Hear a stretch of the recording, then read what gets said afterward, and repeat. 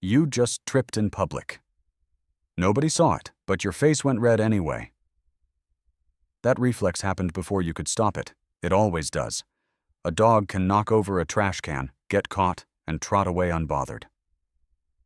A crow can steal food directly from your hand and feel nothing. A chimpanzee can be observed doing something strange and simply stare back at you. But you? You replay that trip for the next 3 days. Why? Embarrassment is not weakness. It is not a flaw in your personality. It is one of the most sophisticated social tools in the entire animal kingdom, and humans are the only species on Earth that has it. That is not a coincidence. Embarrassment lives in a specific part of your brain, the anterior cingulate cortex. It activates the moment you believe you have violated a social norm. Not when you actually have. When you believe you have. That distinction matters more than you think. Researcher Sarah Gervais at the University of Nebraska found that embarrassment responses trigger even in completely private situations. When no one is watching at all, your brain doesn't need an audience. It has already built one inside your head. That imaginary audience has a name in psychology. It's called the social mirror.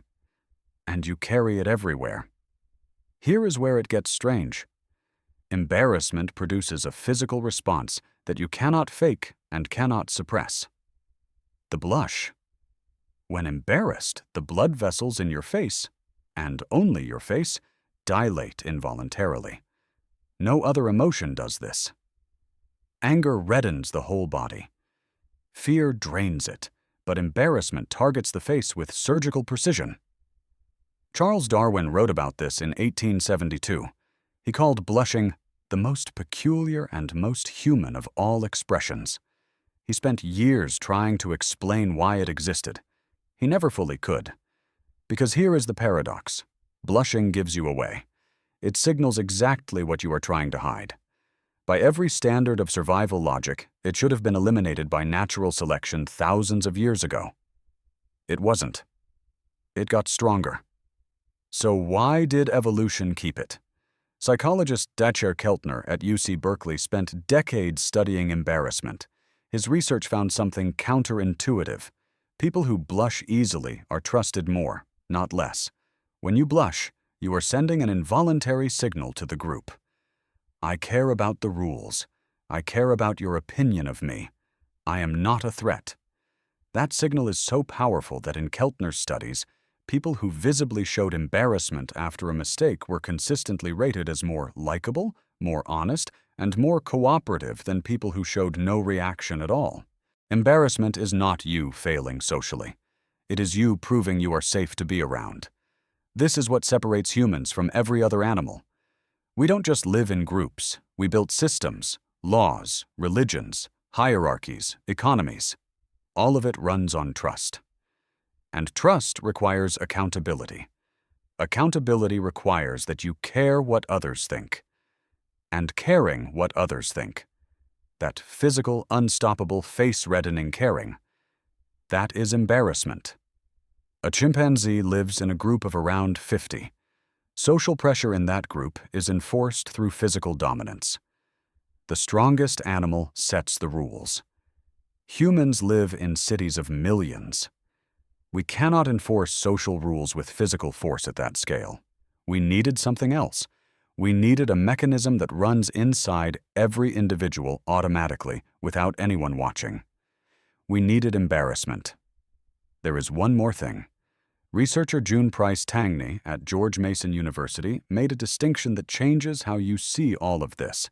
She separated embarrassment from shame. They feel similar. They are not the same. Shame makes you want to disappear. It attacks who you are. It is associated with depression, aggression, and social withdrawal. Embarrassment makes you want to correct.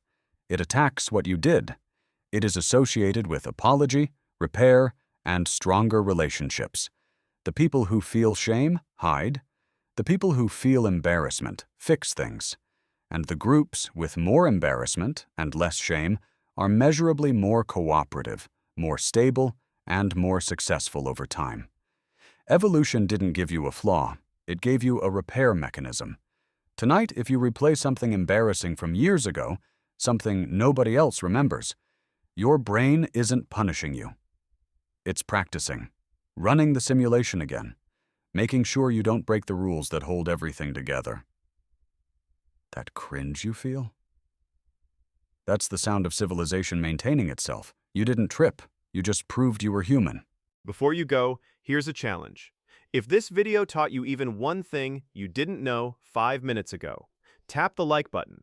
And if you're the kind of person who loves surprising facts and mind-blowing science, subscribe now, because the next video might be even more unbelievable. Thanks for watching, and I'll see you there.